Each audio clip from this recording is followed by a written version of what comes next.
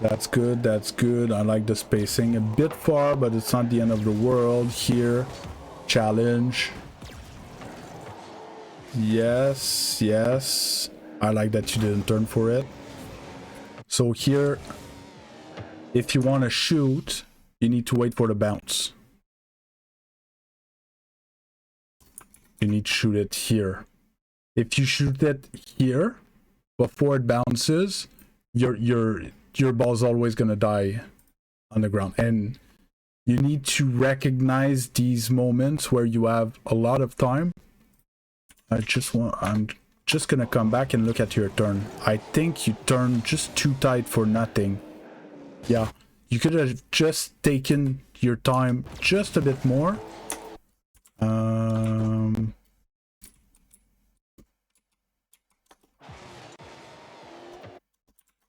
So here, you're turning like this.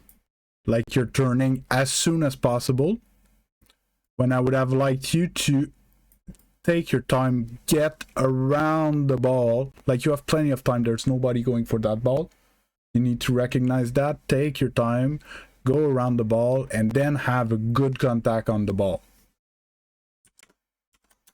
You just turned too tight.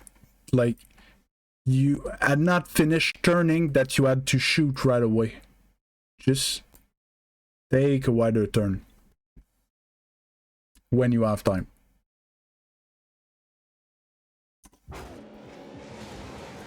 Because the success of this play is not predicated on how soon can you get the ball on net.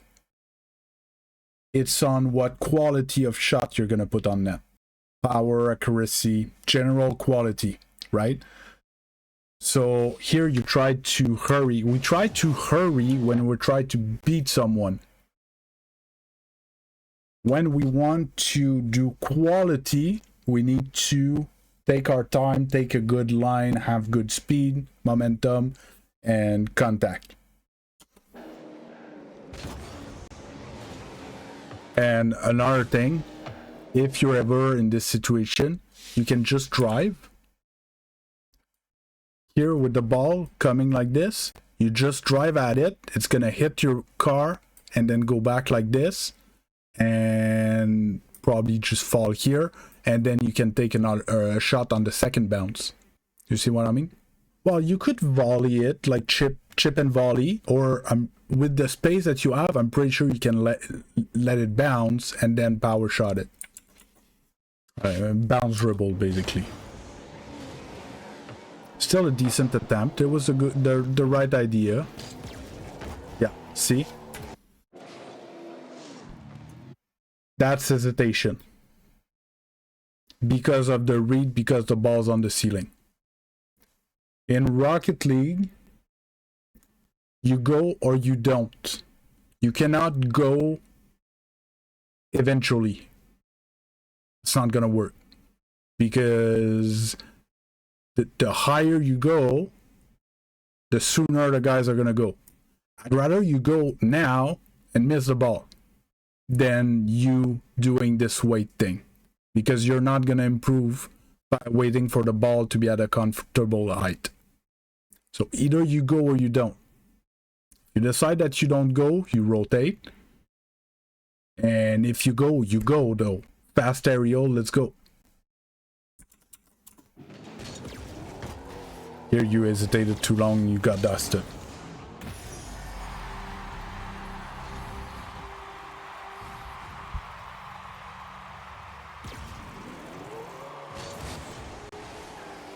Good contact, boost, yes.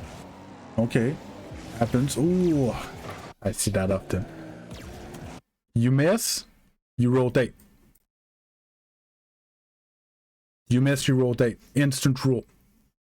There's no question. I could get back to hit and give it to my... No, because if we look at teammate...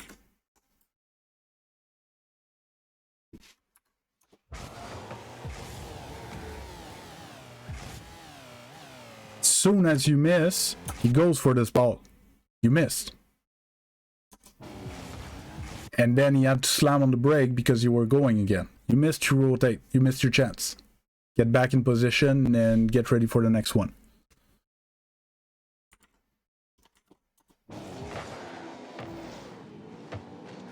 Yeah, you turn too tight. Here, you see the ball going this way, so you turn right away to go there. Take wider again.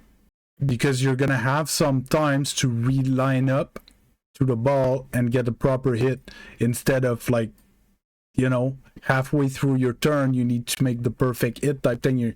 You're not there yet.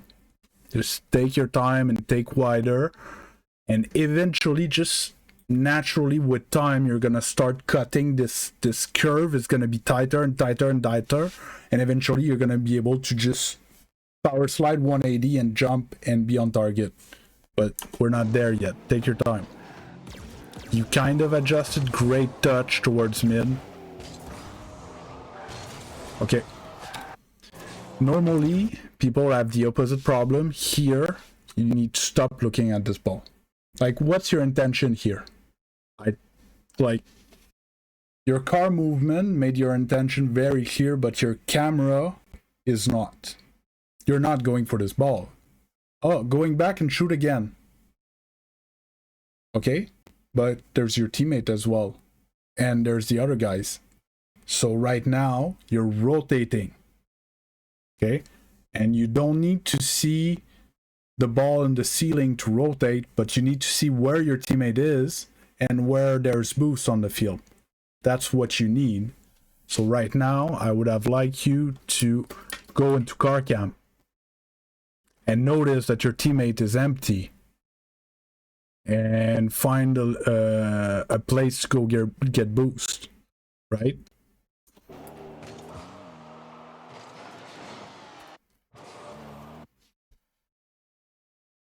So you have the opposite problem of the other coachy that I had. So using ball cam is great. We need to use ball cam 90+ % of the time. But we're losing valuable information here. And if you notice, you're going straight at your teammate because you didn't look. Yeah, but it's fine that you go for boost. But no, I want to stay on you. Can I soft attach? Like, if you put yourself in car cam and you do the same that, he just picked up the boost. And it was obvious that he was going to pick it up. There, right? Like, right there, you could have changed your mind before jumping and go for this one. Or go towards mid to get out of his way and get pads or something. But going there is useless and dangerous at the same time. Because you didn't look, basically. So we can't take good decisions if we don't have the information.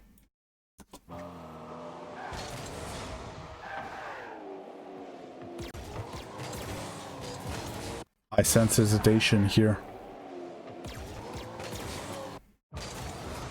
Because you end up deciding to go,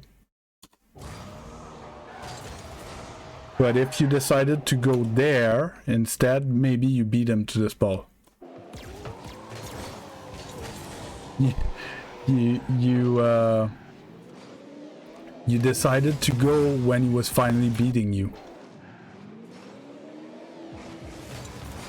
This I'm not gonna fault you, okay? It's understandable that you think it's your ball.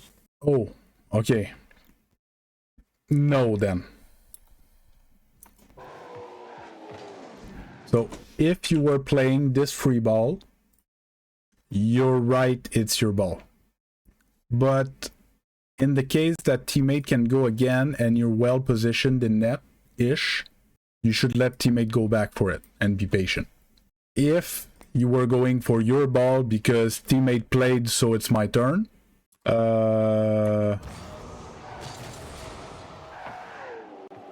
Yeah, but if you wanted to cover the net, you should have went this way, and you slow down a bit. Have you saw anything about shadow defense? There's a lot of yes. I'm not sure which question you're answering. Yes, you saw about shadow defense. So this, if you were playing defensively to defend the net, it was a shadow defense situation. So here, maybe you fake challenge like that, and then you pick up pads on your way while looking behind you, and eventually you challenge or you make the save backwards. It's a bit advanced, to be honest, for gold. So I think it's more in the you go or you don't. It's just after your hesitation,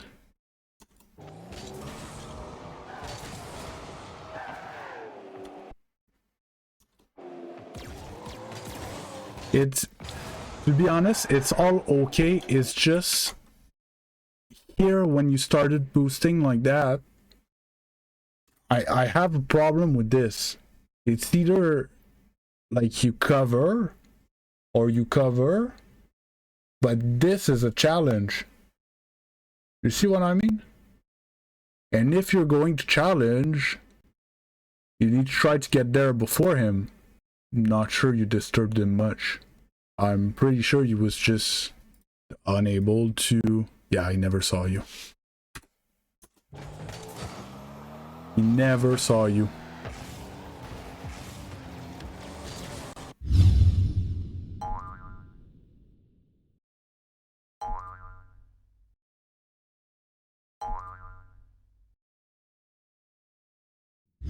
So disturbing someone goes into the column of when we don't have the ball, we can either challenge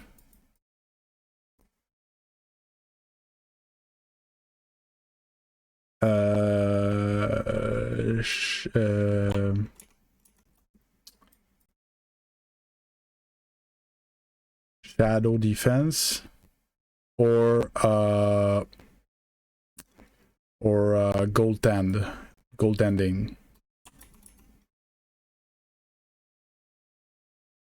Okay, these are pretty much our options. Okay, and all of these are separated into different categories. Okay, so you can challenge to beat the person, or you can challenge to what we call the force, which is when you have a teammate behind you and you don't intend to actually touch the ball. You just drive at the guy so he gets rid of the ball to give it to your teammate.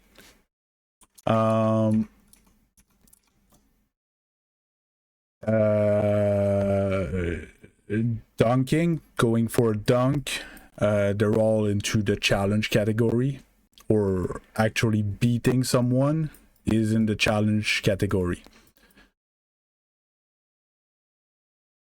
The thing is, for the challenges, normally when you go higher in rank, you need someone behind you to challenge. If you don't have someone behind you, the proper way is going to be more in shadow defense. That's where we fake challenge, because there's a difference between fake challenge and forcing. It's subtle, but there's a difference. Or just shadow. That's 1v1 situation. Okay?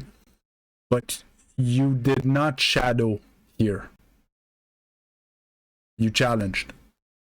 And you kind of went for something that's in between those three options.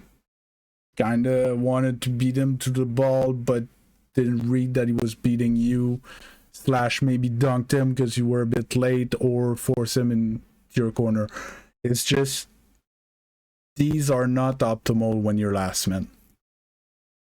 Other than maybe the beat, right? If you can beat him to the ball, I agree. But if you wanted to beat him to that ball, you had to go. Make sense? That's where I'm struggling with that action. And when you realize that you don't beat him to the ball, that's where we turn it into a fake challenge. So we go try to beat him to the ball, and then we realize we don't, so we turn and we shadow defense. That's usually what happens. It's this that goes into this, that goes into this. And then we end up goaltending, so defending the goal. If we're 1v1, most likely backwards. This is a bit advanced for you. You should hope that he shoots wide.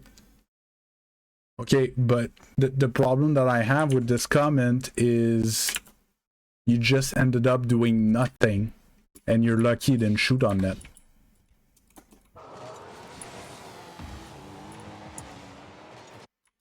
Because he makes contact with the ball here and like he can basically, it's wide open. That's why I was saying if you wanted to cover the net, you had to go this way. By going this way, you don't get there in time. So either you challenge or you don't. Good? We're close for this one. Moving on.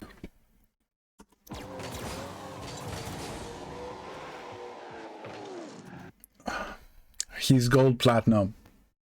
I want you in this situation, if you're him, to have practiced your shooting enough that you score. But no, gold and platinum are not going to score from this situation. Vast majority of the goals in gold platinum are going to be scored from here. Everything that's outside of that is iffy at best. That's why I say practice your shooting. The more you practice your shooting, the more the zone is gonna get bigger and the more you're gonna have actual scoring opportunity. Right now at you guys' level, most goals are gonna be tap-ins. Coming back to this one.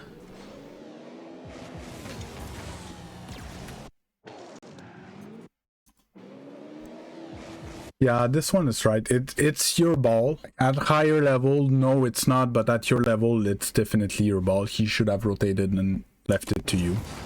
But if you're going for it, again, go. Like, you're just cruising around. You're just boop, boop, boop, boop, boop, boop, like, you know, boost and jump and hit that ball. Be confident. Because right now, this hesitation made the ball roll in front of your net. Controlling is good. Grade 50.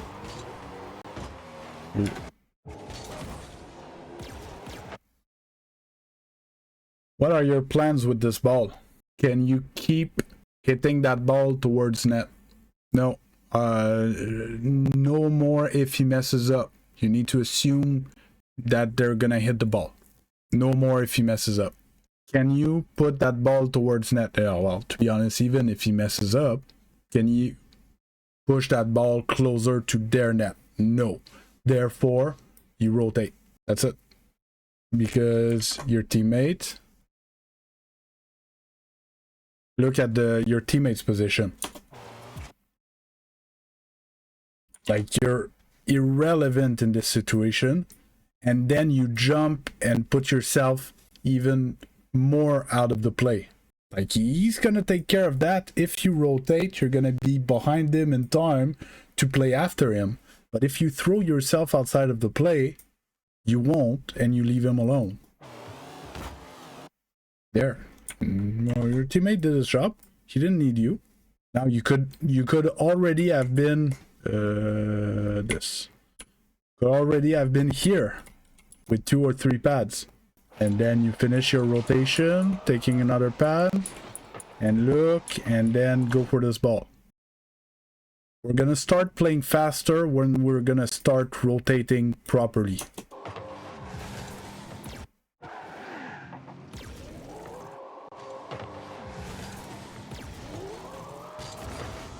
Yeah, that's fine, that's all fine.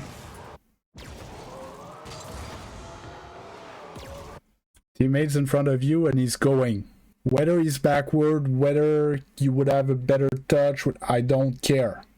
Teammate's going, he's in front of you. Why? I'm curious. Why? Because your teammate is not the problem in this game, eh? There might be the one ball in your back left corner that he might have chased a little bit, but you could have been more patient. Other than that, he's playing great. You're the one that's like flinging everywhere. I don't want you to see it like that. It's a normal passage for every Rocket League players. Like, we want to play faster and faster and faster, and we're sick of being beat to the ball and stuff, so we end up ball chasing at some point. We always do. Or we're the opposite and we never challenge. I've had some coaches like that as well. But for you, I need to pull on the leash. Okay, for some other players, I need to light a fire under their butts. It's like there's nobody in the middle. There's nobody in the middle. It's like a reverse bell curve at the Rocket League players. With on one end, the ball chasers, and on one end, the passive players. But where we want to be is here, right? Maybe, to be honest, a bit more here. Just slightly on the other side, but sometimes it's useful to ball chase. Yeah, maybe let's call it here. Be able to be fluid within this zone. Deliberate ball chasing. Like being able to be quick with the ball and be able to put pressure, but without ball chasing. It's hard. It's very hard. The line is slim. The line is very slim in the middle. And there's a like a margin of error that gets slimmer the more you rank up.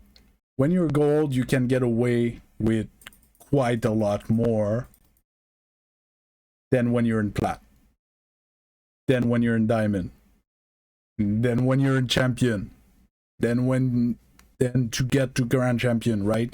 It always gets like much slimmer, because eventually if you're too passive, the guys have enough control on the ball that they're gonna throw stuff at you that you can't do anything about, right?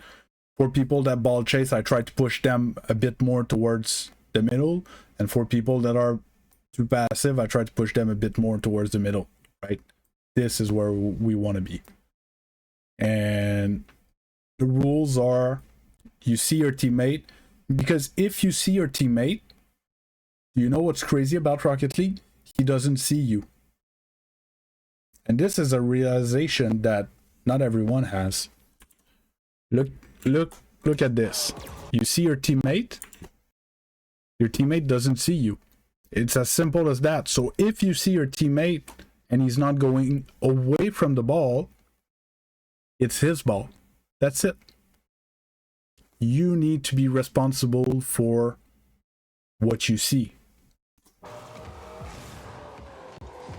And here you said you miss. I don't agree. I don't like to see it like that. You're late. You didn't miss. The ball changed direction just as you got there. You got beat to that ball. You didn't miss. So if you wanted a challenge,